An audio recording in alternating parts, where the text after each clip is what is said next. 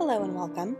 In the past few lectures, we've been talking about linear regression, which models a dependent variable as a linear function of one or many independent variables by fitting a least squares line through the data points.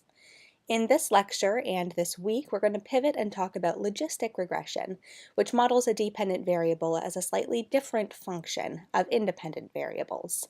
And the reason that we have this different type of regression is because sometimes we want to model dependent variables that are not continuous, as in the linear regression context, but which are dichotomous.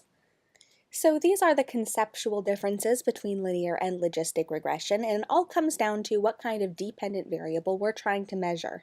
Linear regression is best suited for modeling continuous outcome variables, whereas logistic regression is something that we're going to use when our dependent variable has two levels, 0 and 1. In either linear or logistic regression, we can use continuous or categorical independent variables. So the predictor variables that we put in our model can be continuous or categorical, no matter what type of regression model we're using. So let's briefly recap what the linear model looks like. We have our outcome of interest, our dependent variable y, which is equal to an intercept term, our predictor variables, denoted with x's, and an error term, denoted by an epsilon. So because not all of the data points that we have fall exactly on the line through those data points, there is this error term, epsilon, that captures some of that variance around the line, everything that our model is not able to take into account when plotting that line through the data. So some of the y variables that we're interested in are continuous. These can be things like the size of a population or any other measure that involves numbers of people, or trade flows in dollars, or just about any measure that involves money. But some of the other dependent variables that we might be interested in are categorical, such as whether or not a country starts fighting a war, whether or not a voter decides to cast a vote in a general election, whether or not the Federal Reserve raises interest rates, whether or not the executive vetoes some piece of legislation that's come from Congress. So when we have dichotomous outcomes like this, these categorical outcomes, which can take on values of 0 or 1, we need to model in a different way because the linear model is not well suited to modeling those dependent variables. So we've talked about dummy variables or indicator variables previously in this class. Binary outcome variables are coded just like any dummy variable. So they take on these two possible values, 0 and 1. Usually our dependent variable is about whether something happens or does not happen. And so the way that we usually code that variable is to say that the variable is equal to 0 when whatever thing we're interested in, it did not happen, and equal to 1 when the thing did happen. So, for example, we talked about whether we want to know if a president is going to veto a piece of legislation or not. In this case, if the president does not veto the piece of legislation, we get y equals 0. If the president does veto, then we get y equals 1. So this is just a rule of thumb, but it's possible to code our variable the other way. In this case, the coefficients in our model will have the same magnitudes but opposite signs if we code the variable the opposite way. Because we only have two possible outcomes, 0 and 1, any factor that increases the likelihood of one of those outcomes is simultaneously going to decrease the likelihood of the other outcome by exactly the same amount. So we can only be pulled in two directions, and if we get pulled toward one pole, we're moving away from the other pole by exactly the same amount. So intuitively, if we change what y equals 0 and y equals 1 mean, if we switch the coding of a variable, then the effects of the independent variables that we have in our model are going to stay the same. They're going to have the same effect on the likelihood of one outcome versus the other, but because we've reversed our coding, we're also going to reverse the signs on those coefficients. So you might be wondering why exactly linear regression isn't suited to modeling dichotomous dependent variables. So we're going to go into that a little bit. When we use logistic regression, or when we try to model any dichotomous dependent variable, what we're wanting to do is model the probability that y is going to equal 1 instead of 0. So the probability that y equals 1 we're going to denote by p, and the probability that y is equal to 0 is 1 minus p. So p and 1 minus p are going to add up to 1. Probabilities, like always, are bounded between 0 and 1, so p can be less than or equal to 1, but it has to be greater than or equal to 0. When we calculate these predicted probabilities, the likelihood that y is going to equal 1 instead of 0, using a linear model, we sometimes get results that don't make sense. Because probabilities are bounded between 0 and 1, we want to get results from a model that predict probabilities that are between 0 and 1, because those are the probabilities that can exist in the real world. When we use a linear model, frequently this is not the sort of output that we get. So let's look at an example. In previous lab assignments and in this week's lab, we're looking at this data about births in North Carolina. And for this example, the dependent variable that we're interested in is whether or not a baby is born prematurely. So this outcome is equal to 1 when the baby is premature and 0 when the baby is not premature. So let's see what happens when we estimate a linear model with this dependent variable. We're going to use two independent variables in this model. Those independent variables are visits, which counts the number of times the mother visits a doctor before she gives birth, and gained, which is the number of pounds that the mother gains over the course of her pregnancy. So our model is going to be beta 1 times visits plus beta 2 times gained. So we estimate this linear regression. We get these coefficients, negative 0.012 for the first independent variable and negative 0.003 for the second independent variable. So this is the equation that we have so that we can solve for predicted probabilities that y is equal to 1, that the baby is born prematurely, depending on the values of those independent variables. So that all looks fine. Those are reasonable coefficients. They are statistically significant. You should notice that R lets you estimate that model with a dichotomous dependent variable. No problem, it gives you output. But let's take a look at what the problem is. So let's say that we have a mother who visits the doctor 5 times during her pregnancy, so this first independent variable is equal to 5, and she gains only 15 pounds over the course of her pregnancy, so the gained variable is equal to 15.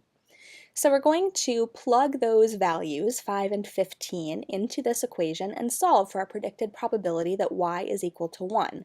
So the predicted probability of the baby being born prematurely.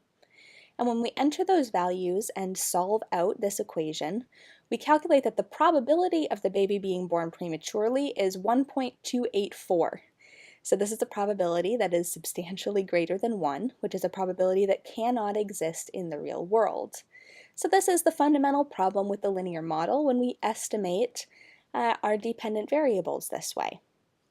So you might be wondering why this is such a big deal. Why can't we just take predicted probabilities greater than 1 and just treat them as 1, and predicted probabilities less than 0 and just treat them as 0? This would be sort of an odd and artificial way of treating the linear model, to say that the linear model is fine and should be taken as it is, as long as the values that it generates are between 0 and 1, and then we're going to artificially truncate and flatten out that that regression line once we get beyond the bounds of 0 and 1. So that's not a very good way to deal with our data.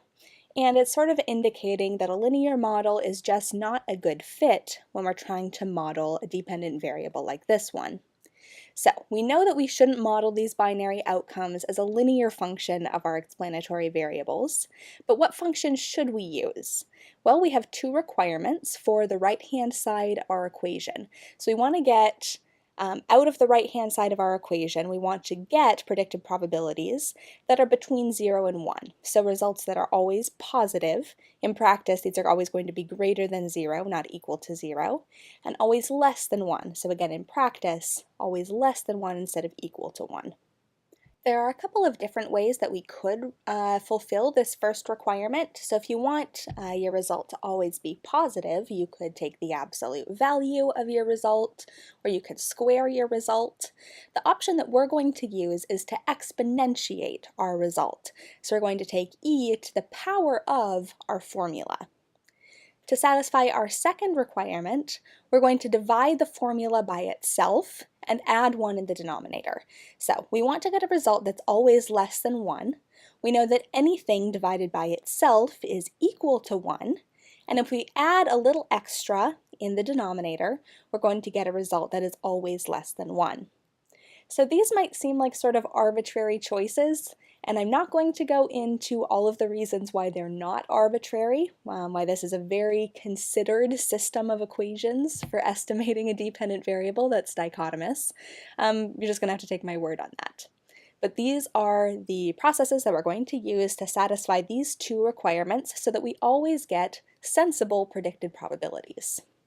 So remember that in the linear model context, when we want to solve for predicted value of our dependent variable, we're just going to plug in the coefficients that we get from our model output and insert the values of the independent variables that we want to use.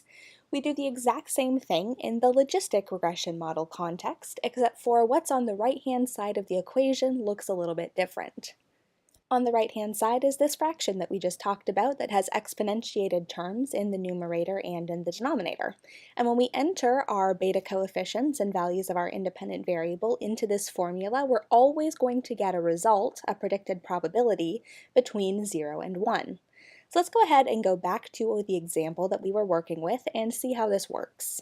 At the top of the slide is the formula that you enter in R, the command, to estimate a logistic regression model using our same two independent variables and our same outcome variable, whether or not the baby was born prematurely.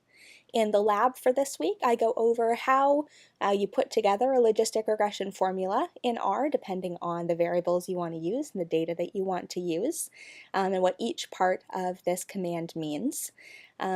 So when we enter this command into R, we get this output. Now this output is going to look different than the output from a linear model because we're estimating using a different process. And then using that output, we can enter our coefficients. So our intercept, 0.108, our visits coefficient, negative 0.095, our gained coefficient, negative 0.026, and then we were working with values of our independent variable that we specified earlier. So the mother visiting the doctor 5 times and gaining 15 pounds over the course of her pregnancy. So we're going to enter in all of those values into this formula, and then we're going to solve. So you take e to the power of our whole formula divided by that same term, e to the power of the formula, plus 1. The plus 1 does not get exponentiated. So you have the exponential term and then separately add 1. So we have our exponential term equal to 0.469 in the numerator and 0.469 plus 1 in the denominator, which solves out to 0.319. So given this information about how many times the mother visited the doctor and how many pounds she gained in her pregnancy, we estimate the probability that the baby was born prematurely is 0.319, so 31.9% chance. One last thing to talk about in this quick introduction to logistic regression is what the coefficients in a logistic regression model actually mean. So on the previous slide, we were looking at regression output where we had particular coefficients on our independent variables, negative 0.095, negative 0.026. But what do those actually mean?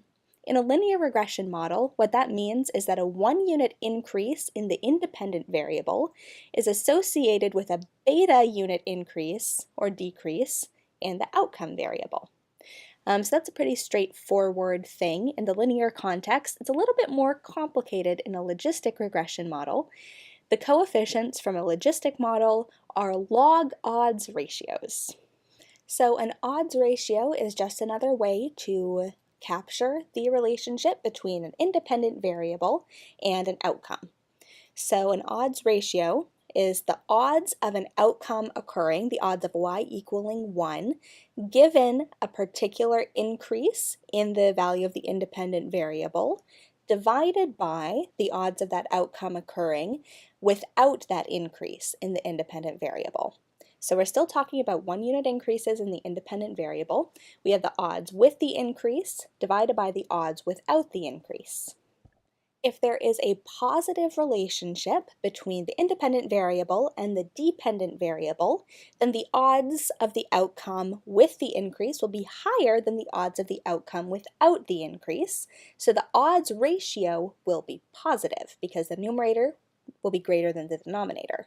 If there's a negative relationship between the independent variable and the dependent variable, then the odds of the outcome with the increase will be lower than the odds of the outcome without the increase in the independent variable. The denominator will be greater than the numerator, and so the odds ratio will be less than 1. So this is what odds ratios tell us. If they're greater than 1, that indicates a positive relationship. If they're less than 1, that indicates a negative relationship. If they're exactly equal to 1, that indicates that there's no relationship at all. So those are odds ratios. Our coefficients are log odds ratios, or the natural log of those odds ratios. So let's go back to our logistic regression output and take a look at what this means in practice. So for the variable gained, we have a coefficient of negative 0.026. So the log odds ratio for gained is negative 0.026. So the log odds ratio on its own is not something that we can do much with. It has no intuitive meaning for us, but we can transform it into an odds ratio, which is easier to understand, by exponentiating. So the natural log and the exponential function are mirror images of each other. They reverse each other, like multiplication and division. If you multiply something by 4 and then divide it by 4, you get your original input. Exponentiation and natural log do the same thing.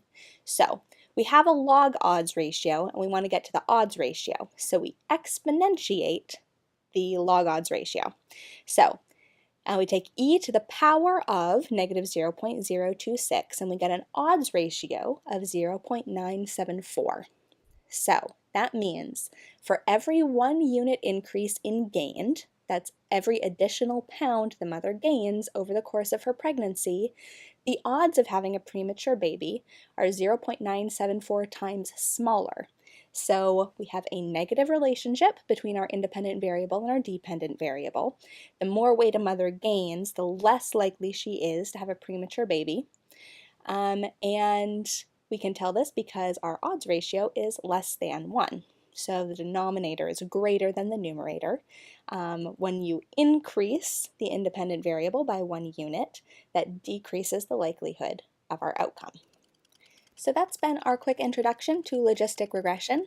Your lab assignment this week, your textbook reading, and a couple of the other videos that I have assigned this week all explore these concepts in more depth. So I encourage you to spend some good time with all of those resources to deepen your understanding of logistic regression. Thank you for listening. Take care.